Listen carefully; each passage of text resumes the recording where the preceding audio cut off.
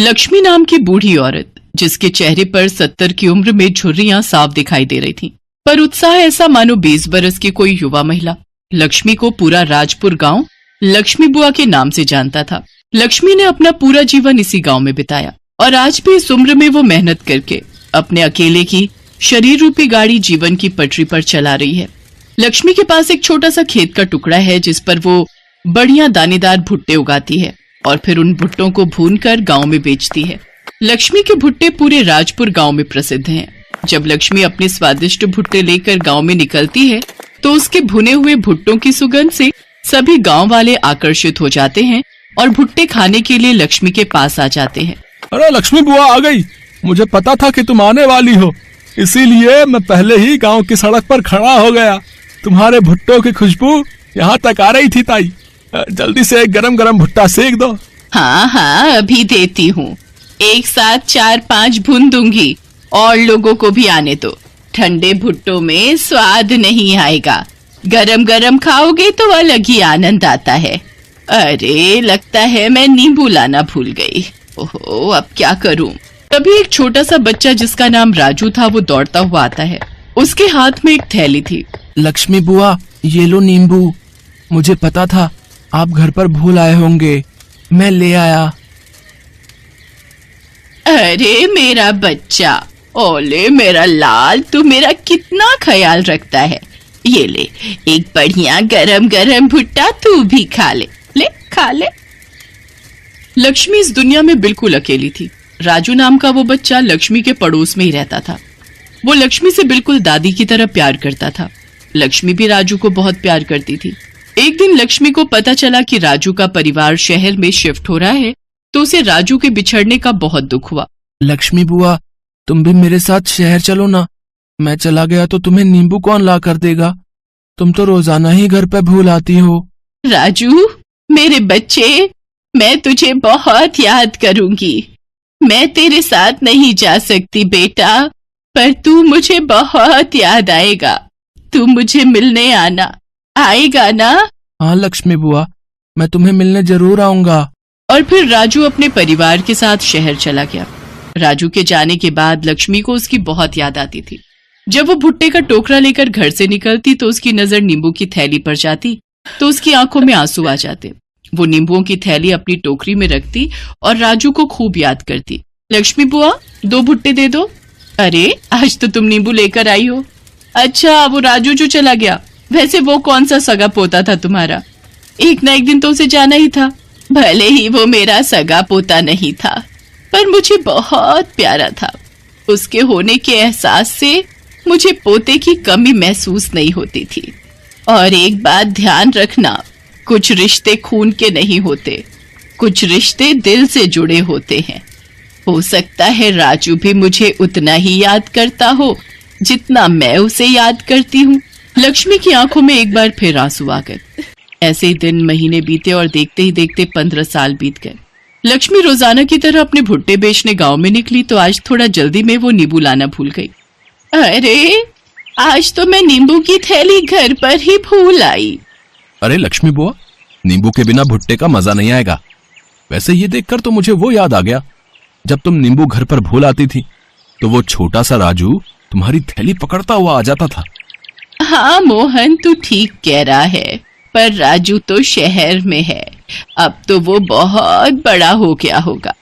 आज तुम्हारी बातें सुनकर मुझे भी उसकी बहुत याद आ रही है। जैसे ही लक्ष्मी अपनी बूढ़ी आंखों से आंसू पोंछने लगती है, उसके सामने नींबू की थैली लिए एक बहुत ही सुंदर लंबा चौड़ा कद का लड़का खड़ा होता है। लक्ष्मी बुआ, आज तुम फिर अपनी थैली घर पर भूल आई ना? अगर मैं न लाता तो? कौन? राजू? लक्ष्मी बुआ, तुमने मुझे पहचान लिया? हाँ, मैं वही तुम्हारा बचपन का छोटा सा राजू। देखो अब मैं कितना बड़ा हो गया हूँ। राजू, मेरे बच्चे, मेरे लाल, तू कितना बड़ा हो गया। तू कब आया? सुबह ही तो आया और आते ही तुमसे मिलने घर गया, पर पता चला कि तुम तो भुट्टे बेचने निकल गई हो, इसलिए तुम्हारी थैली घर पर देखी तो वो मैं ले आया। लक्ष्मी बुआ, तुम कैसी हो? देख देख कैसी लग रही हूँ। वैसी ही जैसे पहले थी, मेरी प्यारी लक्ष्मी बुआ। और फिर राजू लक्ष्मी के गले से लग जाता है। राजू लक्ष्मी को अपने साथ शहर चलने के लिए मना ही लेता है। लक्ष्मी बुआ, अब मना मत करना। अब तो तुम्हारा राजू अपने पैरों पर खड़ा हो गया है, अच्छी नौकरी करने लगा है, इसलिए वो अपनी लक्ष्मी बुआ को अपने पास रख सकता है। प्लीज मेरे साथ चलो ना। तुमने बहुत गरीबी में दिन काट लिए, बहुत मेहनत कर ली, अकेले जिंदगी को बहुत जी लिया। अब अपने पोते के साथ जिंदगी जीने का वक्त है लक्ष्मी बुआ। मुझे दादी का प्यार चाहिए, जिसके लिए मैं इतने साल तरसा हूं। तुम तो जानती हो, मेरे अपने दादा दादी तो बचपन में ही गुजर गए। मैंने तुम्हारे रूप में ही दादी को देखा है। लक्ष्मी बुआ, मेरे साथ चलो ना। अपने राजू को अपने लिए कुछ करने का मौका दो। राजू लक्ष्मी को अपने साथ लेकर शहर आ जाता है। जिंदगी के आखिरी पलों में लक्ष्मी ने वो देख लिया जिसकी उसने बरसों से कामना की थी। उसे पोते और बहू का सुख मिला। राजू के माता पिता लक्ष्मी की बहुत इज्जत करते हैं। सच, बहुत कम ऐसे लोग दुनिया में होते हैं जो इस तरह के रिश्तों को निभाते हैं, और ये रिश्ते ही तो सबसे अनमोल बन जाते हैं। पालमपुर गांव में रहने वाली करुणा की शादी को लगभग 8 साल ही हुए थे जब उसका पति उसे और उसके दोनों बच्चों को छोड़कर इस दुनिया से चला गया। घर की जिम्मेदारी अब करुणा पर आ गई। उसकी एक 8 साल की बेटी राधा और 6 साल का बेटा सुधीर था। बिन बाप के बच्चों को उसने बड़े लाड प्यार से पाला था। वो बड़ी दयालु थी। उससे जितना बन पाता उससे वो गरीबों को कुछ न कुछ दान पुण्य करती रहती थी। वो लोगों के घरों में काम करके अपने दोनों बच्चों का पालन पोषण करती है। जब भी छुट्टी वाला दिन होता तो करुणा अपने हाथों से मोमोज बनाकर अपने दोनों बच्चों को खिलाती। एक रोज, वाह माँ, ये मोमोज तो बड़े ही अच्छे हैं। सचमुच माँ, तुम्हारे हाथों में तो जादू है, जादू। मजा आ गया। माँ, थोड़े और दो ना। हाँ हाँ, ये लो। मोमोज की खुशबू सूंघकर अब आस पड़ोस के और भी बच्चे वहाँ आ जाते हैं। काकी, हमें भी दो ना मोमोज। हाँ काकी, हमें भी खाने हैं।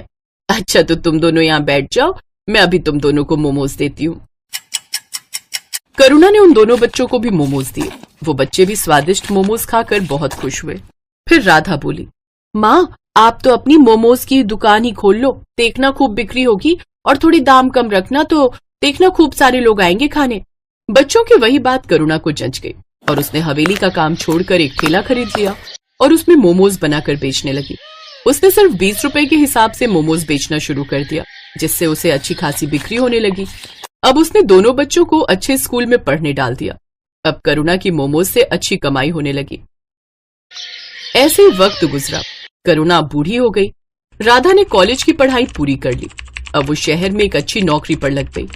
करुणा को लगा कि अब उसके अच्छे दिन शुरू होंगे, लेकिन राधा को अपने ही ऑफिस में काम करने वाले लड़के मिहिर से प्यार हो गया और 2 महीने के अंदर ही सबकी रजामंदी से उनकी शादी हो गई। शादी के बाद वो दोनों विदेश में नौकरी करने चले गए और वहीं जाकर बस गए। कुछ समय बाद सुधीर ने भी कॉलेज की पढ़ाई खत्म कर ली। जल्दी लौटना बेटा, ये बूढ़ी अब यहाँ अकेली रह गई। क्या माँ, पहले जाने तो दो, पहले ही टोक दिया। अब सुधीर भी शहर चला गया और करुणा गांव में ही रहकर मोमोज बेचने लगी। लेकिन वक्त के साथ और भी दुकानें खुल गई जिसमें नए नए तरह से मोमोज बनाकर बेचने लगे, जिस कारण अब उसकी दुकान इतनी नहीं चलती। उधर शहर में सुधीर की अच्छी नौकरी लग गई और वो वहीं के ऐशो आराम में खो गया और अपनी माँ को भूल गया। कुछ समय बाद उसने वहीं एक लड़की से शादी भी कर ली और उसके साथ वो वहीं बस गया। करुणा के दोनों बच्चे उससे दूर अपनी अलग दुनिया बसाकर बस गए। बूढ़ी करुणा का काम अब ठीक से नहीं चल रहा था। एक रोज करुणा बहुत धार्मिक स्वभाव की थी। वो हर रोज गणेश जी के मंदिर में जल चढ़ाने जाती थी और प्रार्थना किया करती थी, हे भगवान, इस अभागन पर दया दृष्टि डालो। जीवन बहुत कठिन हो गया है। लोगों से उधार लेकर मैंने अपने बेटे को पढ़ाया और अब वो मुझसे मिलने भी नहीं आता। मेरे पति के गुजर जाने के बाद उनकी दुकान चलाना मुश्किल हो गया है। कोई काम करने वाला नहीं है और अब इस बूढ़ी से इतना काम भी नहीं हो पाता। हे प्रभु, दया करो। ये बोलकर करुणा वहां से चली जाती है। करुणा निराश मन के साथ दुकान पर बैठी होती है। तभी करुणा के पास 2 जुड़वा बच्चे आते हैं। दोनों की उम्र 16 साल थी। वो आकर करुणा से कहते हैं, मैया, हम दोनों भाइयों के पास कोई घर नहीं है, क्या आप हमको अपने साथ रखेंगी? हम इसके बदले आपका सारा काम करेंगे। बेटा, मैं खुद परेशान हूँ, मैं तुम्हें अपने साथ कैसे रख सकती हूँ? मैया, हम आपका सारा काम करेंगे, बस आप हमें अपने साथ रख लीजिए। ठीक है। करुणा को उन दोनों जुड़वा बच्चों पर दया आ जाती है और वो दोनों को अपने साथ रख लेती है। भगवान ने इस बार करुणा की पुकार सुन ली। वो दोनों भगवान के भेजे हुए दूत थे जिनको भगवान ने करुणा की मदद के लिए करुणा के पास भेजा था। करुणा मोमोज का सामान बना रही होती है। माँ जी, ये काम आप हमें दे दीजिए, मोमोज हम बना लेंगे, आप जाकर आराम कीजिए। करुणा रसोई घर से बाहर आ जाती है। वो दोनों बच्चे उसके बाद गेट लगा देते हैं। थोड़ी देर बाद गेट खुलता है। करुणा देखती है कि सारे मोमोज बहुत अच्छे से तैयार हो गए हैं। करुणा ये देखकर बहुत खुश होती है। अरे वाह, तुम दोनों ने तो बहुत अच्छा काम किया है। फिर करुणा उन दोनों बच्चों के साथ अपनी मोमोज की दुकान खोलती है और मोमोज बेचने लगती है। आइए आइए, स्वादिष्ट और मजेदार मोमोज खाइए और अपने घर भी ले जाइए। आइए आइए। आज करुणा के मोमोज में से ऐसी खुशबू आ रही थी जैसी कभी नहीं आई। पूरे बाजार के लोग मोमोज की खुशबू से आकर्षित होकर करुणा की दुकान पर आने लगे और देखते ही देखते करुणा की दुकान पर भीड़ लग जाती है। अरे एक प्लेट मोमोज देना। मुझे भी दे दो एक प्लेट। अरे वाह वाह वाह, इतने स्वादिष्ट मोमोज तो मैंने आज तक कभी नहीं खाए। वाह वाह वाह वाह वाह। करुणा लोगों की ये सारी बातें सुनकर काफी खुश होती है। देखते ही देखते उसके सारे मोमोज बिक जाते हैं। आज तो बहुत अच्छी कमाई हो गई। अगर ऐसे ही मेरे मोमोज बिकने लगेंगे तो मेरा सारा कर्ज उतर जाएगा। दोनों बच्चे अब करुणा को कोई काम नहीं करने देते। दोनों मोमोज बनाते और करुणा के साथ उन्हें बेचने भी जाते। उन दोनों के बनाए मोमोज में ऐसा स्वाद था कि हर कोई उंगलियां चाटता रह जाता। एक रात की बात है, वो दोनों बच्चे रसोई घर का दरवाजा बंद करके मोमोज बना रहे थे। कमाल है, हर रोज ये दोनों रसोई घर बंद करके मोमोज क्यों बनाते हैं। आज देखती हूँ ये ऐसा करते क्या है।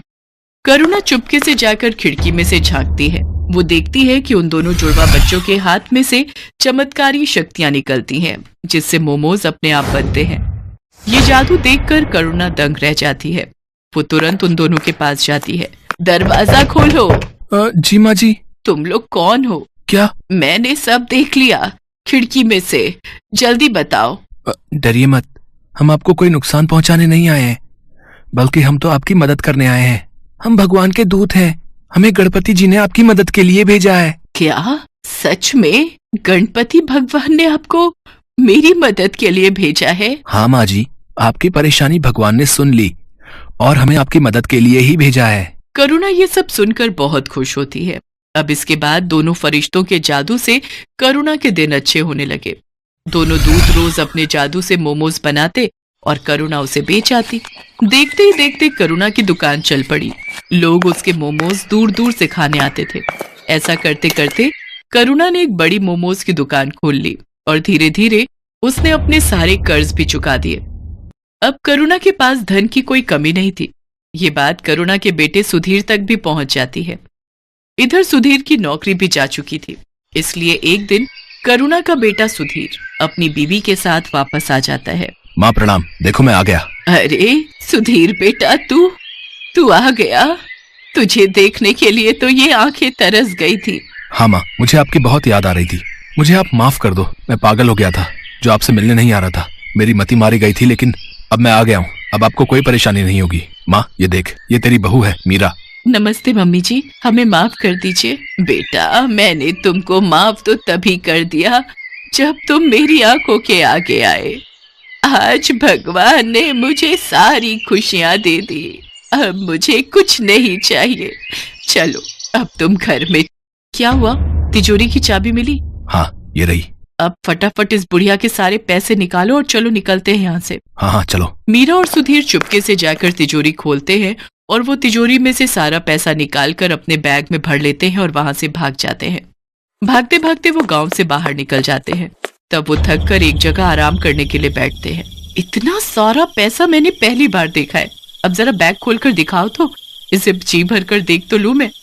सुधीर जैसे ही पैसों का बैग खोलता है वो देखता है कि उसमें बस राख है। दोनों फरिश्तों के जादू से वो सारे पैसे राख में बदल गए थे। वो दोनों ये देखकर दंग रह जाते हैं। वो दोनों राख को टटोल टटोल कर देखते हैं, पर पैसों का नामो निशान नहीं होता। अरे पैसे कहाँ गए? यहीं तो रखे थे। हाँ, पैसे कहाँ गए समझ नहीं आ रहा है। तभी वहां पर दोनों जुड़वा बच्चे आ जाते हैं और वो दोनों सुधीर और मीरा पर जोर जोर से हंसने लगते हैं। अरे मूर्खो, कुछ नहीं मिलेगा उसमें। तुम्हारे मन में जब कालिक भरी है तो उसमें भी कालिक ही होगी ना। कैसी संतान है तू, अपनी माँ को लूटना चाहता है। तेरी माँ ने तेरे लिए इतना सब किया, ये जो मिला है ना तेरे को, ये तेरे कर्मों का फल है। और बिना माँ के तेरा जीवन भी इस राख के जैसा है, किसी भी कीमत का नहीं। अभी भी समय है, सुधर जा और जाकर अपनी माँ से माफी मांग ले। आप दोनों ने हमारी आंखें खोल दी।